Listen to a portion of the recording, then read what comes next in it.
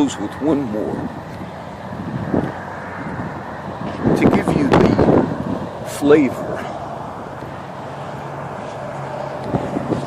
Is this county and this city substandard in the illegal activities that have gone on within the law enforcement community? Are they substandard according to commentaries by other national media organizations?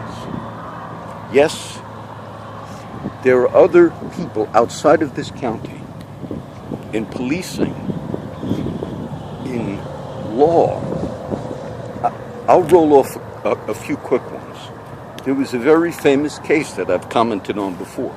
Now, this is just to show you that they have made illegal rulings in general that the county has actually continued to go forward with. The case of Hannah Overton, long case, received national scrutiny. There were many illegal acts that took place in the DA's office at that time that came out. Prosecutors, we did this. Now, Katie Couric, who I'm not a fan of, I remember her interviewing one of the jurors, and it was a lady. And I remember when Katie Couric interviewed her about the case of Hannah Overton. What they did in the courts of Nueces County is they found Hannah Overton guilty of not taking her son, Andrew Bird, who died under her care. She was found guilty of not taking him for medical attention in time. That's considered a crime if you find somebody under your care that is deemed real sick. And if that person is real sick at the point of death, and you actually don't transport them to the hospital in time, that is considered a crime. But it's a crime that, if you're convicted of, does not carry with it the same penalty of like a capital murder offense and all. What they actually did in the court system here, regardless of your view on the Hannah Overton case, which eventually was overturned, they convicted her of that lesser offense, which was not that she poisoned him with the salt and all of those other things, but convicted of simply not taking him to the hospital in time. But yet they slapped her with the charge in the Nueces courts. That was equal to like a capital offense. Now, legally, that's illegal to do. They did that. And Katie Couric, when she was interviewing one of the jurors, simply said, it was like talking to a baby. Said, but don't you understand that you found her guilty of a certain crime, but yet you sentenced her for something that you're not supposed to sentence? And the lady didn't know what to do. The judge, the presiding judge, the system, should have actually said, oh no, you don't have that option. I'll exaggerate. If you go in for a citation ticket, say, I'm gonna challenge my car ticket. I was in municipal court here once, and another guy challenged the speeding ticket. I forget what it was. And he was there with his briefcase. He said, I'll go ahead and take a jury trial, over like a speeding ticket. And the judge, municipal court, we'll get to that in a second.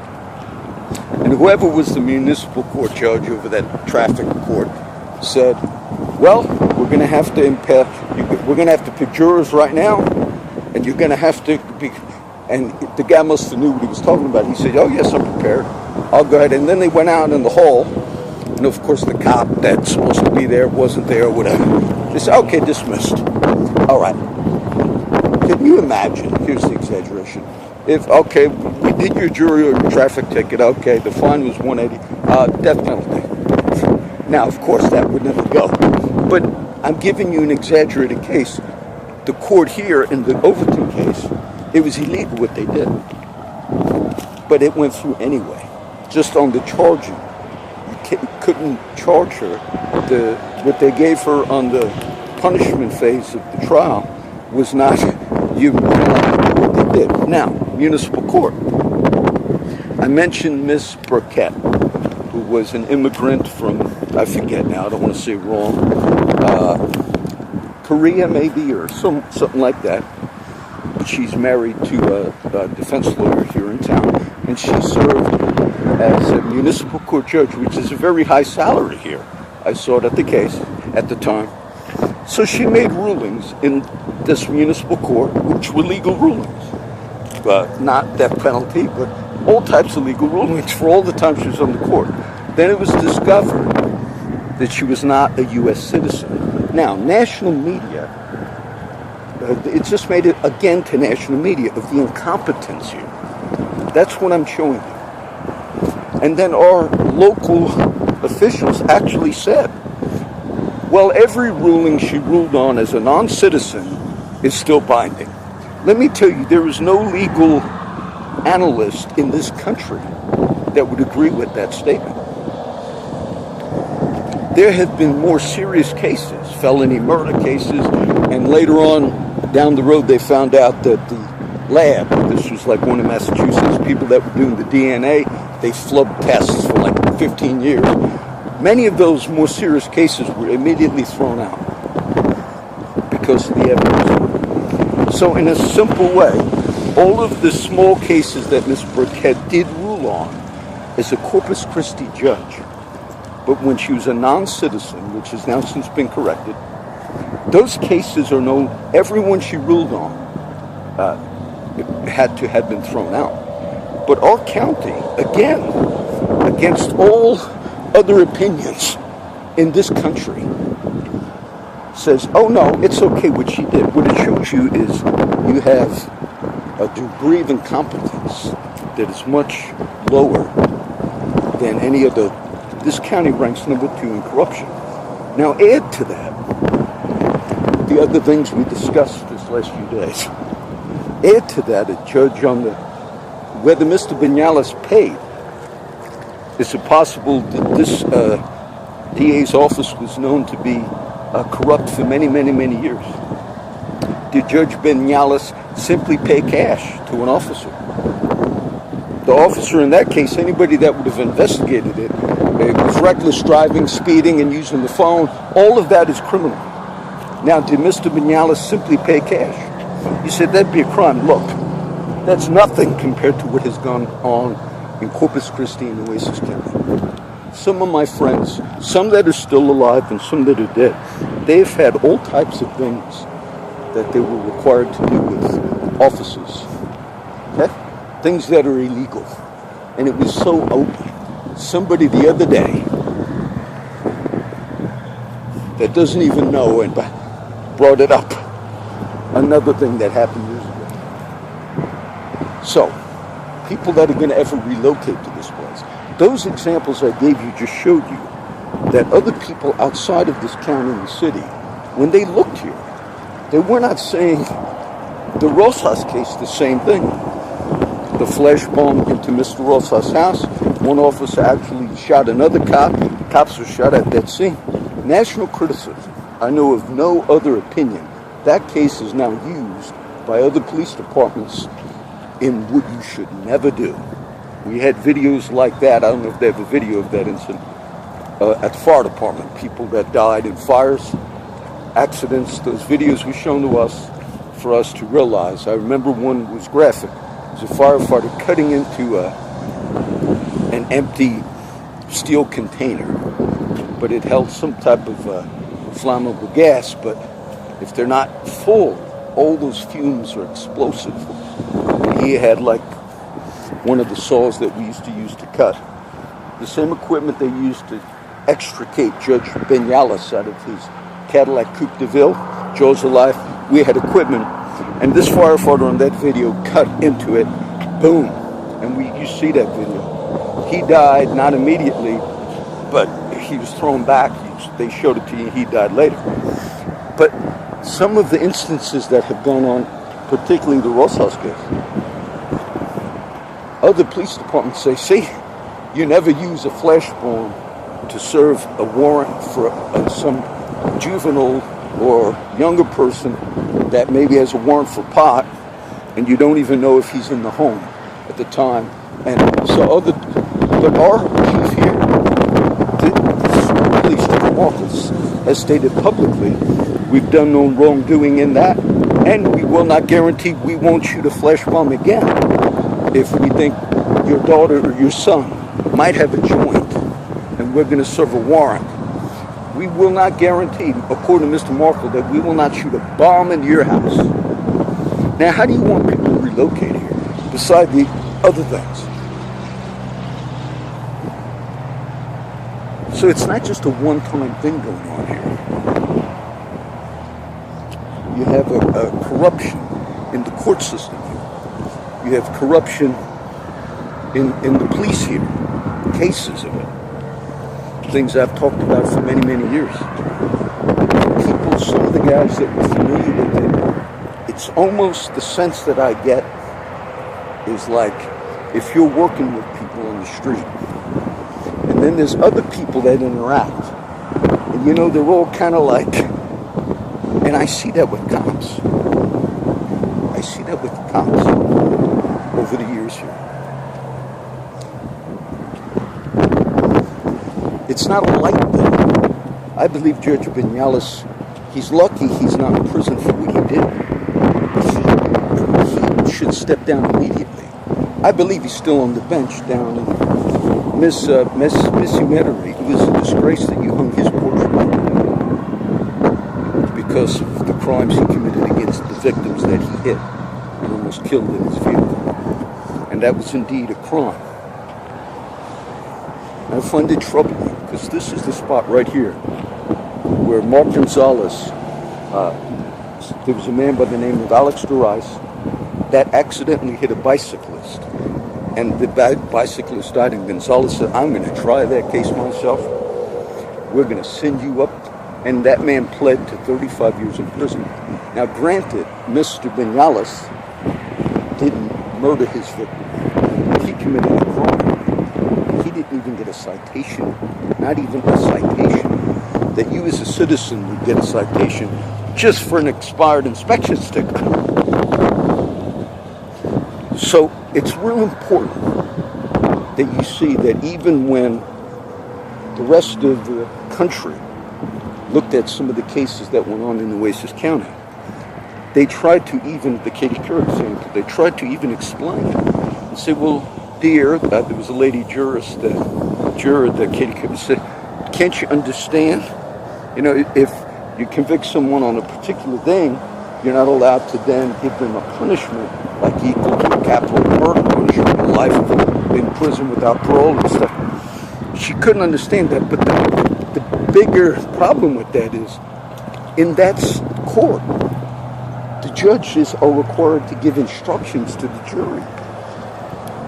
You tell the jury, this is the limit of the punishment for the crime that you convicted her. That happens in every courtroom in the US of A. How they did that here is beyond me. That the judges didn't even know. Was there a cash payment that Mr. Vinales made? Straight up to the officer. That has gone on here. A friend of mine many years ago used to tell me that they paid cops off. Drug dealers in Flower Bluff specifically pay cash to cops. And I used to doubt that. But and the guys used to get mad when I didn't always believe the level of criminality. Right here, you got no guarantee that some officer would not shoot you and kill you if no one else is looking. In this city, you don't have a guarantee he will not do that. And I even reported a death threat that an officer made to one of the homeless guys. I wrote it, I documented it, I spoke about it. The witnesses and the homeless guy will tell you that death threat was made, and they laughed their asses off. They laughed their asses off, sort of like, I guess they're saying to us, death threat, you're lucky we don't just blow your heads off. That's how I take that. I take it when you laugh about that. And my friend Roger did 4 years in prison because he mouthed off to an officer. And that officer charged him with a terroristic threat. Roger did 4 years in prison. And some of those same men would have had the shit beat out of them by those same officers and made to perform certain things. And the one friend that I said, I don't think it's that dangerous. was at one of the places once. It's a long time ago. I know this is true. And this was here, though, where it was our bluff. And the cops were chasing somebody into a certain area where there's a place. There are many homes here, many houses that we refer to as meth house and crack houses. Many of those people have cameras, okay? Because they just watch, making sure who's coming up to the door. But my friend said when all the other cops came onto a particular property, this is years ago, that another officer who was, according to him, getting cash payments, illegal cash payments to escape getting arrested for crimes. He said that one other officer came up, and when they were arresting the one person that watched on video, he said, "Nah, this is one of the places that we enforce the law on a particular place." Now that did happen. That's just one. That happened a long time ago. Those were not fabricated. The friends were mad at times that I didn't believe some of it. But it made them realize, okay, so I have no idea if a judge would pay cash. And I would hope that the Nick Jimenezes of the world wouldn't be so ignorant to not recognize that this goes on in this community. You could just look at the simplicity of what I just explained to you. Every single ruling that Ms. Burkett made, and I'm not against that lady, but every ruling that she made, it would be considered, it had to be considered thrown out because she didn't meet the requirements of law to be a judge, which she was not a citizen. And our city and the people in this city, the county, they all say, oh no, that's fine. It shows you they don't know. If you had a firefighter on the fire department and he was simply unaware of what he was supposed to do, you would hope there would be more senior people that would say, wait a minute, you're going to get hurt here. But you don't have that within the legal system in this county. Because those are the examples that might not be true. Those examples are just showing you that they don't really realize what they're doing. That's what they show you. Okay? So, it's possible that bribes were paid. It's possible that people just paid people off. Or if you're involved in a criminal activity with another. That one article that I did read in the Kohler Times that kind of disturbed me, and this wasn't the Kohler Times' fault. Kohler Times made a request for how many sexual harassment complaints were made against Judge Guy Williams. And the response that the prosecutors, DAs, the response they gave was, we're a close-knit group, and so we therefore have a policy because we are all such a kind of tight group here in the legal community. And our policy is not to release information like that because we are protecting it, which is an absolute. Look, when you get a freedom of information request that has to do with something of that nature, you got to release that. But it showed me that within that close group, if there were illegal things that you were involved in together, the one patriot that I mentioned, I used to think he was, making too many charges. But then some sheriffs and others in Victoria were arrested for quite severe crimes. That was put down. I said, man. And even the shooting of Judge Tom Greenwald, look, it was a bloody shooting. His head was blown off, if you will. Blood, brains splattered all over the place in the Oasis County Court. And they were going to come out with the definitive. I assumed it was a suicide, and that's what Sheriff Kalin had said. But then they said they were going to come out, and they never did. And there were national media organizations that questioned whether or not that was a hit, meaning a collusion here within the system. Maybe the judge was going to blow the whistle. But that came out on a few national sites. Even Huffington Post, I think, had something on it. Like, what's going on? Now, when you have national media questioning whether or not that judge was executed because he was going to spill the beans, when you have national media, what you do is you get everything out in the open. They never even fully came out and gave us exactly what happened. And that causes people that are observers to say, stay away from that area of the country, meaning Nueces County. Outside observers, if this is going on within this community to this degree, the average person, one time when I told somebody I was going to, the homeless veteran that you saw last night on the video, I think his name is Tracy, but he actually was mentioning about, like, something about corruption. I said on the video, I've been talking about that today. The average person that's seeing a lot of this going on from outside looking in, they know there's some problems here. They're not just minor problems. They see this. But one time I was at the coffee shop, and I told an older man, I guess him and his wife were there. I believe he was a school teacher. And somehow, he was asking what I do. I said, well, I've been doing like a little Christian website here. I was working on this years ago. Somehow I said, but I deal with like police issues and all. He immediately told me they will go after me. And I thought this guy was an older, nobody I spoke to before. And his experience with living in this area for all these years, nice older man, I think he was a teacher. His immediate thing was, they're going to go after you. What kind of reputation is that for this community? The judge, it's a disgrace that he wears that black robe today. It's a disgrace. It looks like his particular style of the way he wears his hair and all. You say, John, you have long hair too. He just looks like something else is wrong there, just in general. So I'll end it with this one and let you know this is not just one little disgruntled thing. You've got such a case here. You had national criticism of the handling of the Rosas case by Mike Markle.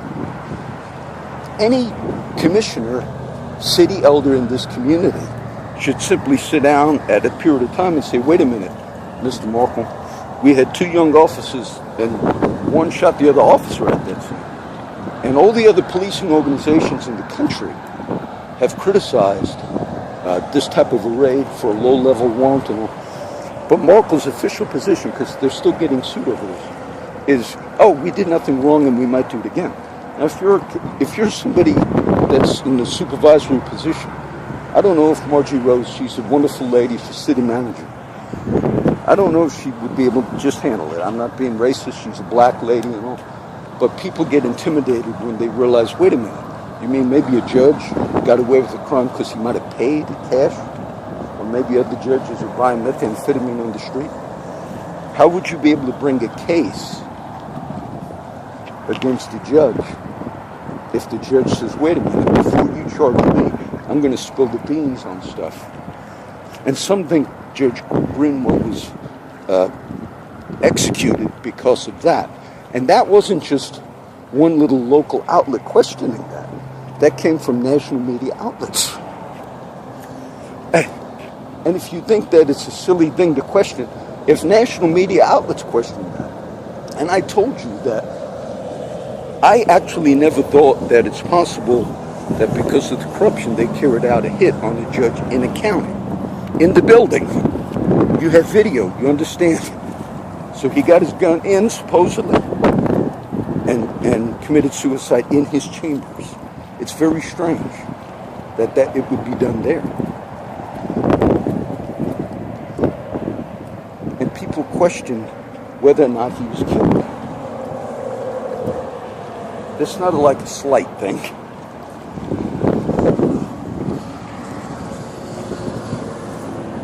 Yeah, there are times where I certainly watch out for myself. There have been people that have had a lot of threats made against them over the years out here.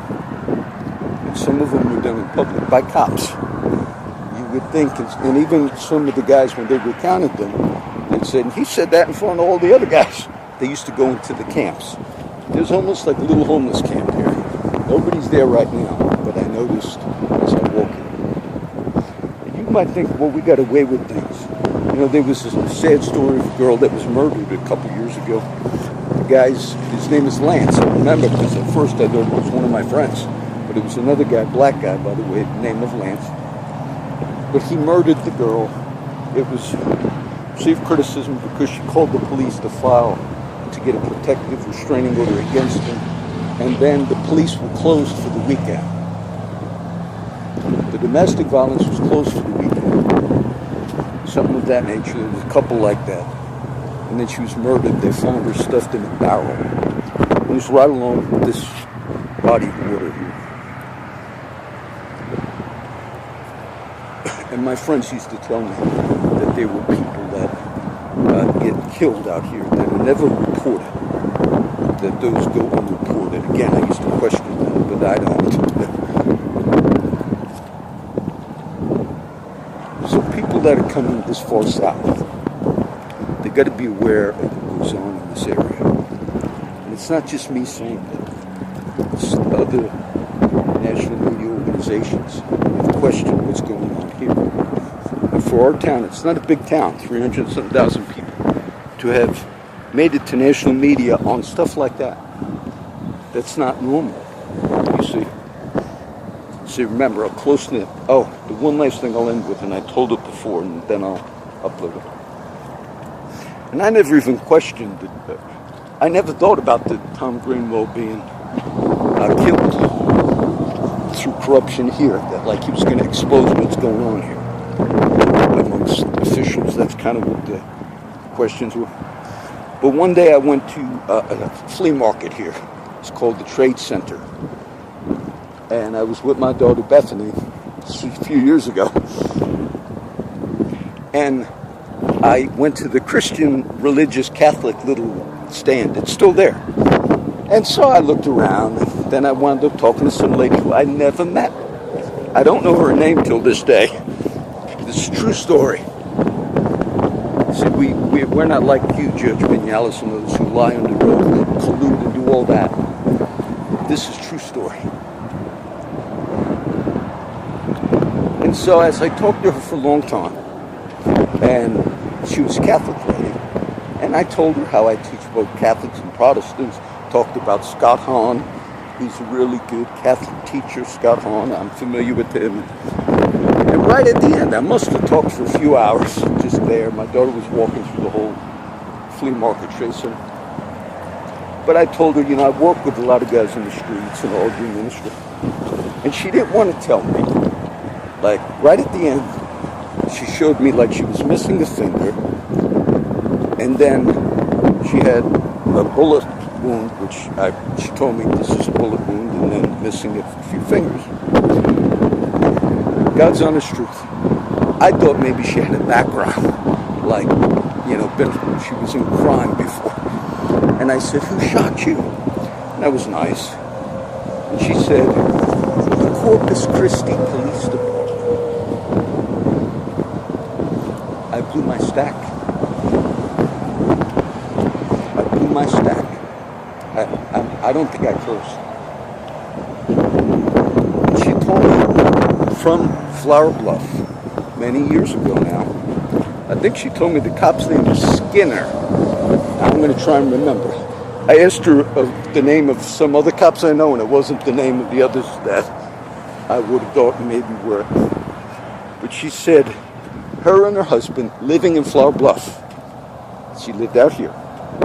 They were in a domestic dispute. Now, whether she told me everything true or not, I don't know. But I know, I believe me, she didn't lie about being shot. But she said, so she went out to the island because they were arguing. The husband had called the cops about them fighting. And she had a gun in her truck, in her vehicle, went out to the island. Now, maybe, this is the part I think maybe she didn't say. That maybe she was going to tell him I'm going to go kill myself. Because she did say they knew I had a gun, and then she left and went to the island. Okay? That would be the only thing that maybe she didn't tell me. But then she said, on the way back to her house, where they were living here in Flower Bluff, cops were already at the house where the husband was, and there were neighbors there. And that as she got back, she actually dialed, I guess, 911. Either the police called her at the time, made contact with her. They were trying to settle it. But when she got into the driveway, she said she was on the phone with a female lady dispatcher. And the other cops were also on the scene. And she said that they knew she had this gun in the truck. But she was talking on the phone to PD. And she said the lady dispatcher said, just take your gun from the dashboard, just put it down or something like that. She said she followed the direction, and the officers that were at the house right outside of the truck didn't realize she was on the phone with a PD dispatcher. She said they shot her. Now they hit her maybe 7 times. I think she said the vehicle 17 times. Now she showed me on her chest she had a huge bullet wound. Or a couple things were missing, and I think she said she was hit 7 or 8 times. And then she said she almost died, which I believe her. But she bled a lot. She survived. But then, when she eventually healed up and all, they wanted to press charges on her. But the charges weren't that she threatened the cops, but the charges were something like, the husband, they wanted the husband to say that the wife maybe threatened earlier that she was going to shoot the husband. Maybe something like that. But the husband at that stage, after the woman was shot by PD, didn't want to go through with it. And she told me that they told the husband, we're going to take your kids away, and CPS is going to get them unless you press charges. And this lady told me she was in solitary. She did maybe 6 months to a year in jail, waiting. And they were going to charge her with maybe attempted murder on peace officers' act. And she said eventually the husband had to kind of did press some charge. And she said she went before Judge John Greenwell. And she said, Judge Greenwell, she said, he listened for what it really was. The cops and the DA and all, like the Rosas, they were charging her like she was a criminal out intent on murdering and going after cops. Highest attempted murder, peace officers, all these kinds of things. And she said Judge Greenwell realized what it was, and he let her go. Then she was the one, when she brought up Greenwell, I said, oh, he's the judge that killed himself. It was already reported that he killed himself. She said to me, this is the first I ever really questioned, she said to me, killed himself? And I was ignorant in this particular thing. And I said, oh, you think they killed him? She said, yes. And that was before I saw any of the other things. So you have people in the public that question you. But the fact that you shot that lady, the fact that you did shoot her, and I think she said, I asked for do you remember the cop? And, oh, yes. The name could be Skinner, maybe, she gave me. I thought it might have been the others that I'm familiar with, but the other name didn't come up, and I wouldn't lie, oh, yeah, it was so-and-so. But it shows me it's not a game that you play out here. And then when I know the things that go on, I think it's incompetence. There's a degree of corruption, and then there's incompetence. I don't know the lady's name. I told that story before, and she fills in for the actual lady that owns the Catholic. Mark Gonzalez. Well, we'll end.